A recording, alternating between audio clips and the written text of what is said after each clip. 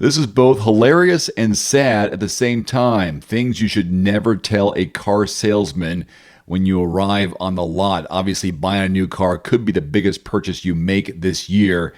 To prepare yourself, I'm sure you come up with a list of questions that you're going to ask, but just as important as the questions you think you're going to ask, here are some questions you should not ask a car salesman.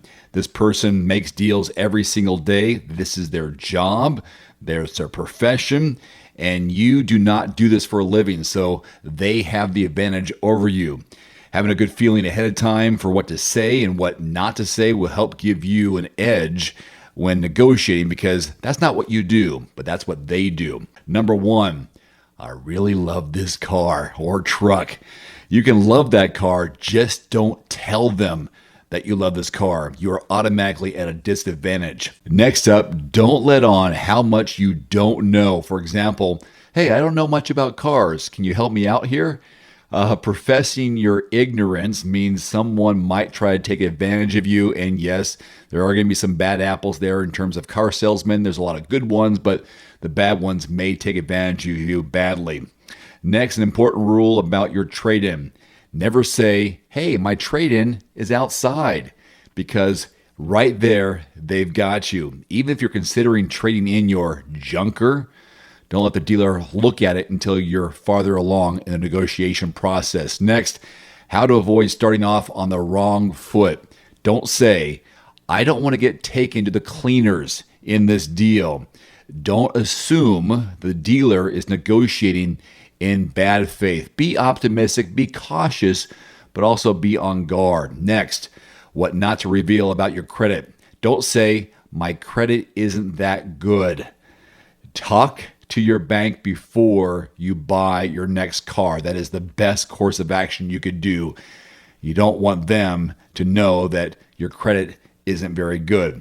Next, say this and you won't get a rock bottom price.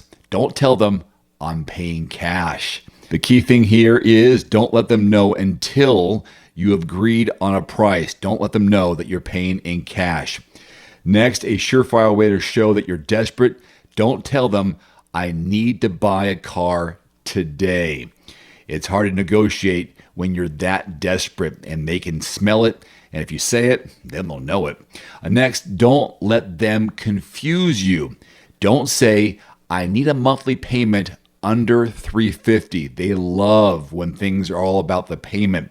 Negotiate the price before you worry about any types of payments. Next, 3 little words that'll have salespeople fighting over you, especially if it's true.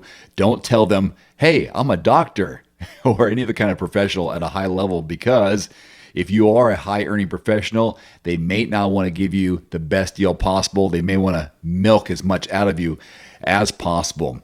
Last but not least, don't let cup holders get in the way. Don't ask, where are the cup holders? Who cares? There are cup holders in every car, at least in the last 5 to 10 years. In negotiations, stick to the serious questions. Don't waste your time on little stuff like cup holders. One final note, if you are in the market for a new vehicle soon, great.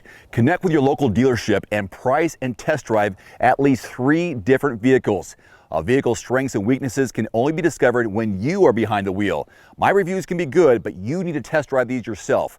Visit quotes.everymandriver.com, select the make, model, and your zip code, and you'll get invoice pricing in your area on those vehicles. Shop smarter with price quotes at quotes.everymandriver.com. Thanks for watching. Please click subscribe and give us a thumbs up. See you next time.